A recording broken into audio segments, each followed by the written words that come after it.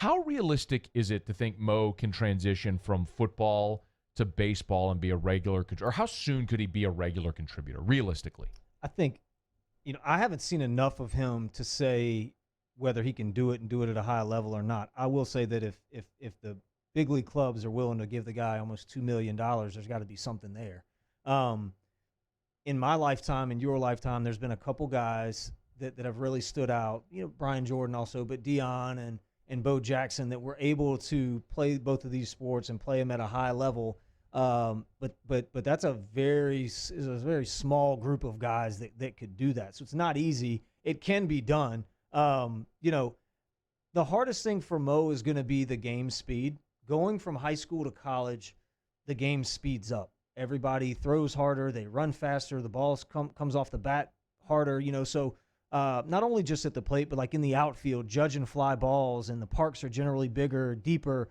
So there's going to be a learning curve there for him just to get to game speed. And that's not even talking about his skill and ability and whether that plays at this level or not, which, it seems like it probably will, man. I'm really excited about it because I've always wanted to see this guy in person. We got a glimpse of it with Chad Jones. That was just phenomenal on the football field. And Chad was one of my favorite athletes to ever put on the purple and gold. I think he was one of those type of guys. It's really, I don't say once in a lifetime, but I mean, he's 6'2", 6'3", runs like a deer, put together, throws 93 off the mound, can hit the ball a mile, will knock your head off on the football field. And so, if we can see a repeat of that, barring the horrific wreck with Chad, there's no doubt in my mind he's an all-pro NFL safety and probably played baseball too. And after the wreck, still goes back and plays professional baseball. So I'm excited to see. To your question, though, that's a lot of rambling. To your question, I've got to see more of him. To tell you, I did see him swing the bat a little bit this fall during football season. He was a little stiff, which as is to be expected. The workouts in football are going to cause the shoulders and the neck and all that to be tight and tense, and you really don't want that in a baseball swing. So he's probably going to have to get that out of there somehow, maybe lay off the shrugs and deadlifts. But man, I'm really excited to see him play. And I think there's probably a position in that outfield at some point. Paul loves to move guys around and give guys opportunities that we see him out there roaming the outfield and playing. When I look at the outfield, it seems, Maneri has said that Daniel's going to move. He's been the primary left fielder for the past couple of years, but he's going to be the everyday right fielder. Do you think that sticks? Probably. Okay. Maneri has said that it's likely a DiGiacomo Hampton battle in center. Why not DiGiacomo center, Hampton in left?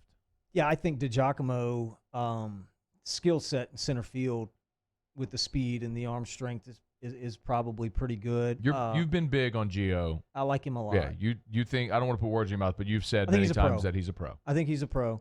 I know that as far as judging fly balls, it's been a little bit questionable. Getting used to the bigger field and ball off the bat with him, but there's just a lot to work with him. So, I don't know who would be penciled in left field right now. I know they had mentioned some C.J. Willis possibly. Drew Bianco. Bianco out there. Bianco really came on strong. He had a great summer. So let's say he's out and left. You got to find the guy some at bats and see what he can do. But I need a center fielder that I can count on catching the baseball. That's Gio for you. Yeah. Yeah. I mean, saying that, I just haven't seen Hampton enough. It could. We could watch the first weekend and go, oh my gosh, never mind. This guy's special. When could he realistically be ready to hit live pitching consistently? I think you need probably 2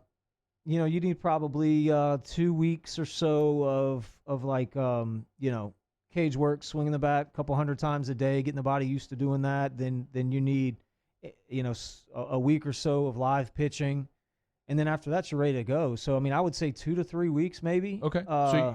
It'll be 3 weeks of practice before the opening weekend. So you think by opening weekend, I mean, he wouldn't have a game scenario. He'd have, intra-squad scrimmages. Is that sufficient? Yeah. I mean, look, in spring training, the first week, we really don't face live pitching, maybe stand in some bullpen sessions. So you can get a lot done there. I mean, he could go down to Cole Henry's bullpen session and stand in the batter's box, not swing, and track balls. You know, he could probably do that for hours with all the guys and get his eyes acclimated to seeing 95, 96, 97, because I would have to guess whatever he saw last year in high school is going to pale in comparison to what he's getting ready to see. So that's half the battle right there, just getting the timing down.